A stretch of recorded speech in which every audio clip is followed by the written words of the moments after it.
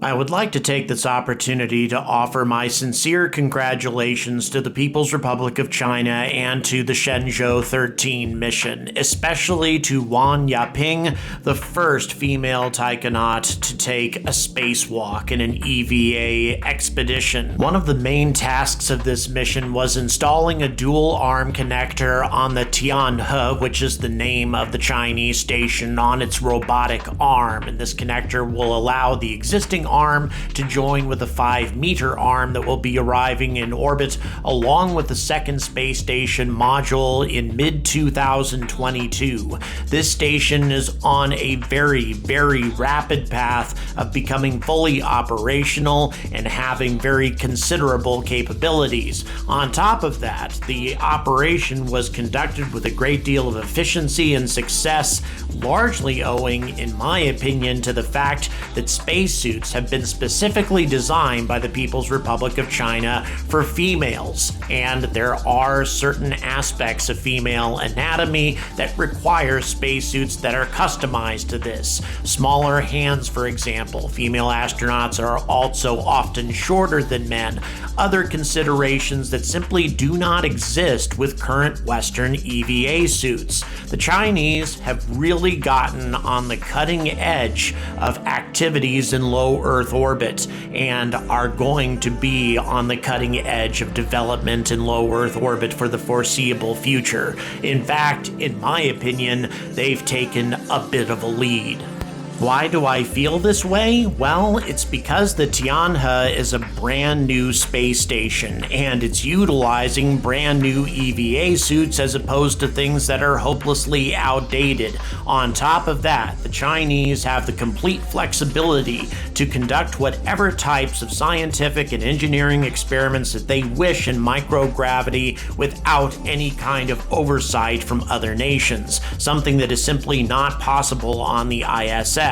To make matters worse, the ISS is getting old, it's getting battered, and the astronauts on board the ISS are spending a considerable amount of time maintaining the station and repairing problems as opposed to conducting experiments, and this is not a good situation. There needs to be a practical replacement for the ISS, something that can be used by Western nations, and yet we are very much behind the curve. And when I say we, I'm talking about every nation except for the People's Republic of China. Consequently, the Chinese have started to offer other nations an opportunity to use their station, and I think that these other nations would be foolish to turn down the opportunity, aside from one important factor.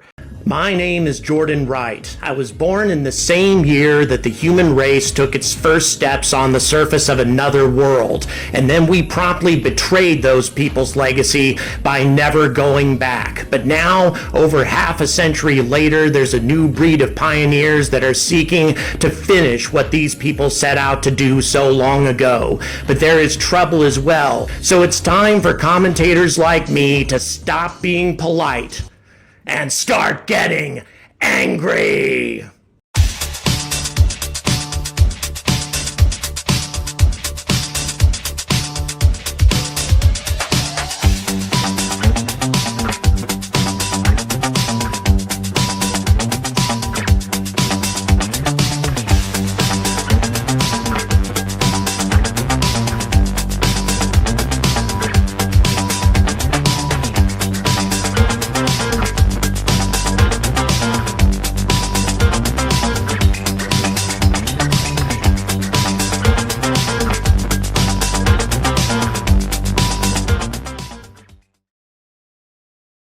So I'm going to get to this important factor in just a moment, but first let's do a quick review of what the Chinese space station is anticipated to be, or what it's going to look like. The Tianhe core module has already been deployed. This includes the main living area for the taikonauts.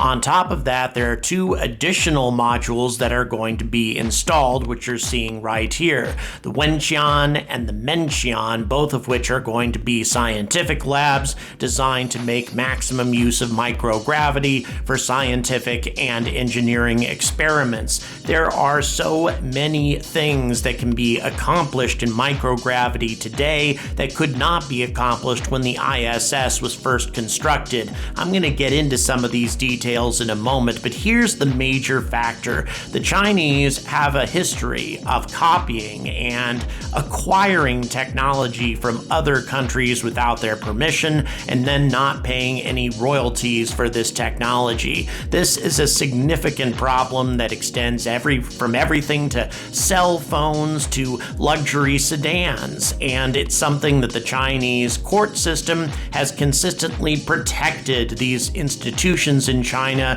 every time they have stolen technology. It's something that's well known across the planet, something that needs to stop, but something that can be perpetuated, unfortunately, on the Tianhe.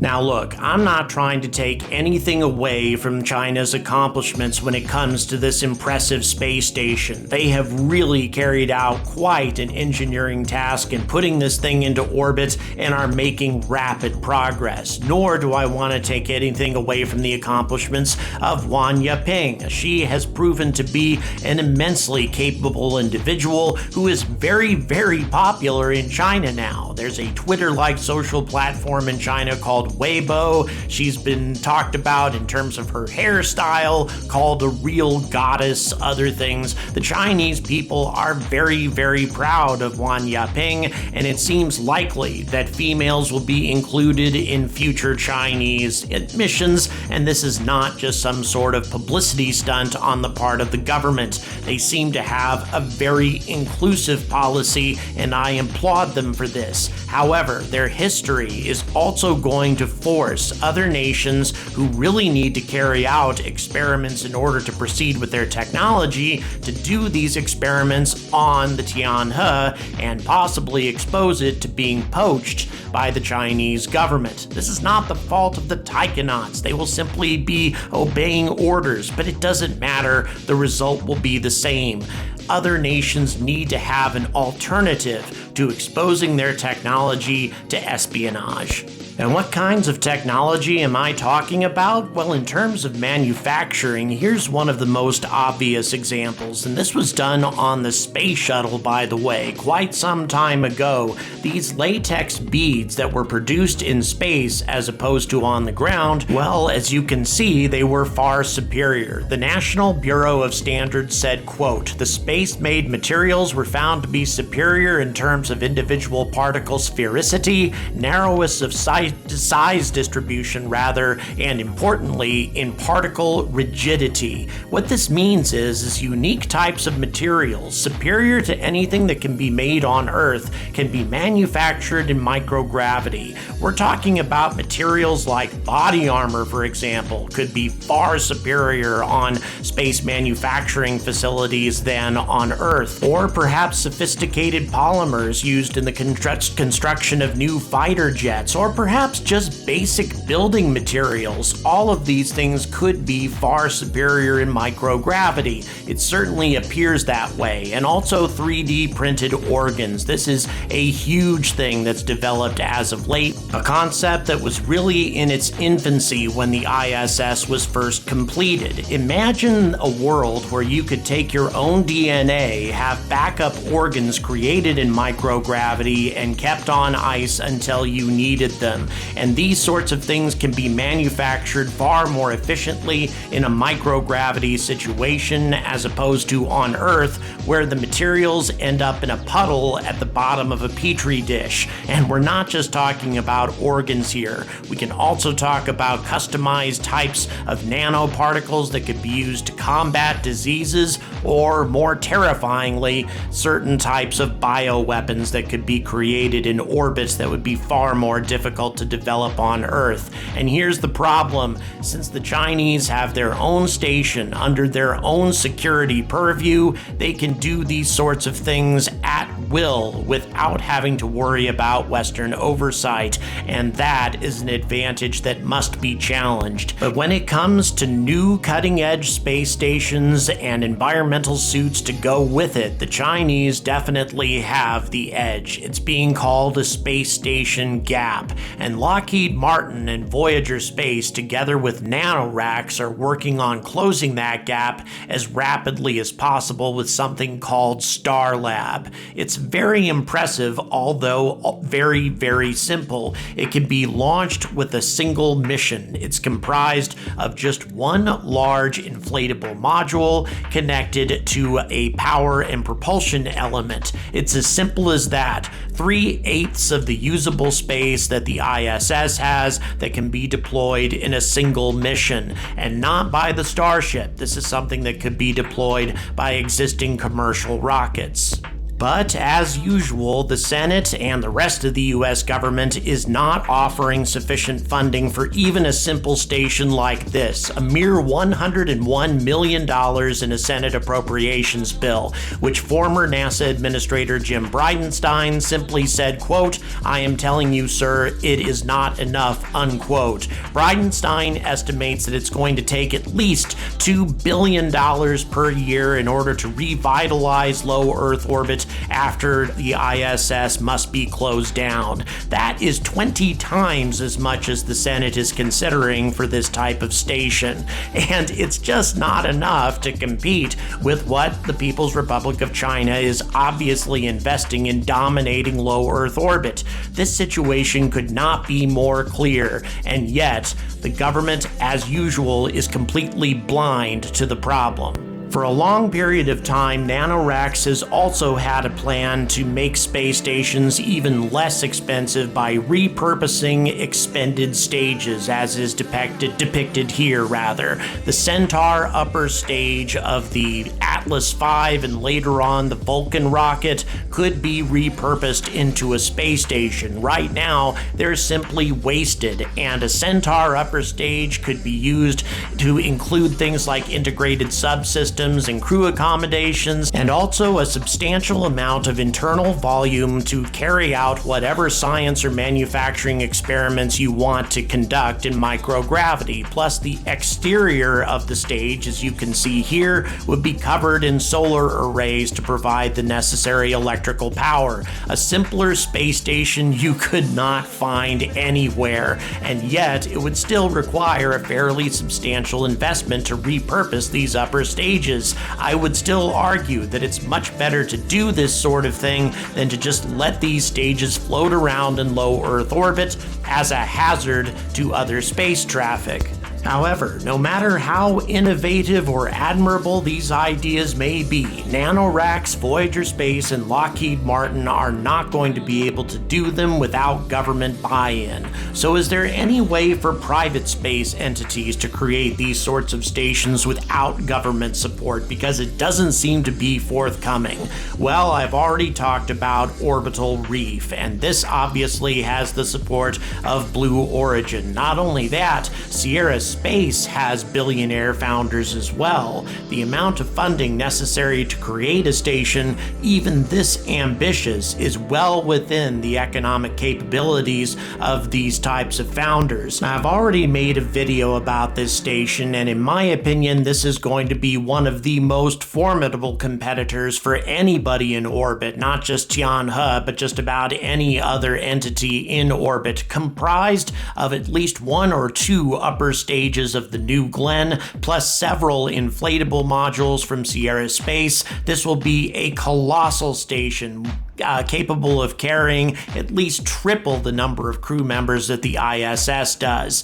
But at the same time, it's going to take a very, very considerable period to get this station completed, even get the design work done, and to get it deployed. I'm thinking the end of the decade at the earliest, and in the meantime, the Chinese can continue building their lead. So are there other private enterprises that would have a realistic realistic chance of getting a space station in orbit in a couple of years as opposed to 8 or maybe even 10 years? Well, there is only one. And this is a company that I have mentioned many times, but they have recently acquired a Google legend named Tejpal Bhatia, I believe it is properly pronounced, following their billion-dollar valuation. And this is, of course, Axiom Space, and their station will be underway in 2 years or so. The first module being Axiom Hub 1, which is a crew quarters and research and manufacturing facility. And as you can see, it's attached to the ISS. It's designed to be built off of the ISS and then to become a free-flying station on its own. So the first hub will be deployed by 2024 or so. We're looking at a little over 2 years before that gets deployed, and this is where the magic will begin to happen for Axiom, where the competition will become intense once again. And then Axiom Hub 2, of course, follows after that, and that's additional crew quarters and research capacity, expanding the ability of the station to carry 8 personnel.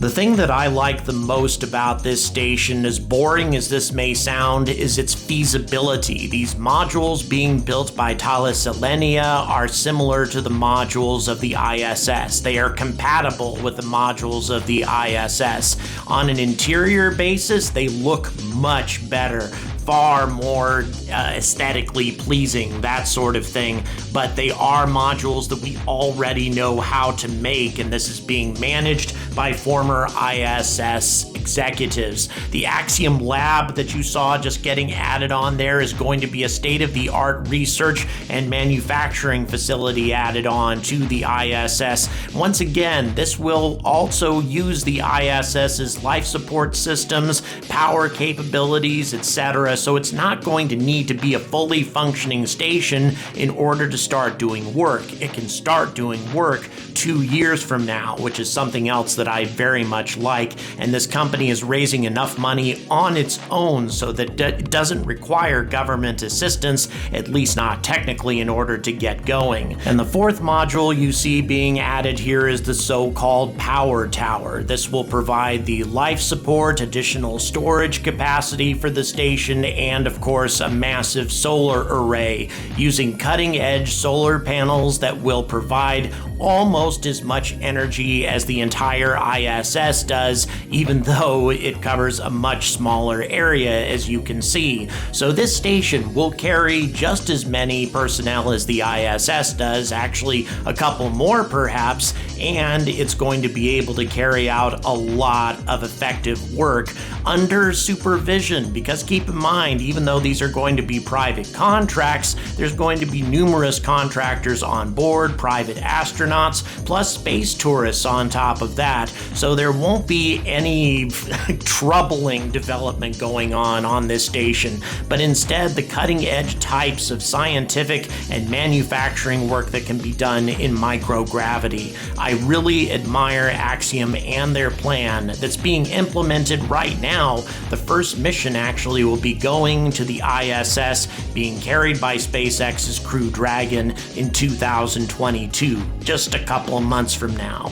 And speaking of Crew Dragon, Axiom Space intends to use this spacecraft to make space tourism something truly special. Look at these interior views of the space station. Just amazing compared to the utilitarian ISS. Their model is a 15-day expedition for a private astronaut for about $60 million, and it would be carried out, of course, by Crew Dragon, but not restricted to just a few days because of Crew Dragon's relatively limited life support, but for as long as you want to stay on the station. Of course, you would pay more for this, but Axiom Space has private astronauts lined up willing to foot the bill. One of their more genius ideas, I think, was engaging the tiny nation of Monaco that has a very active desire to become relevant in the world of spaceflight. Clearly, such a tiny country doesn't have the ability to build huge rockets and spacecraft for themselves and such, but they do have the money to pay for their citizens to go to the Axiom station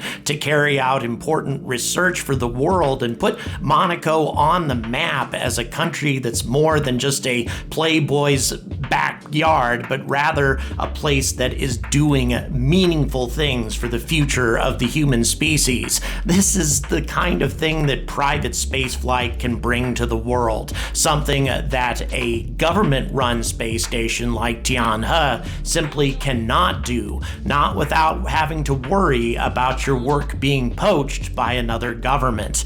Axiom Space needs to get their station in orbit soon, and not just them. Sierra Space has a very good model, and admittedly even Blue Origin has a good idea with their whole Orbital Reef concept, but nevertheless that is so ambitious that it's a long ways off. And then of course the NanoRacks idea, well, they don't have the funding, and they need it. They just lost a key customer to Tianhe, according to recent news reports. This is unacceptable. It's unconscionable on the part of nations that should be on the bleeding edge of space exploration. And by the way, look at this zero-gravity hot tub, as I like to call it. What an environment to experience space in low Earth orbit in.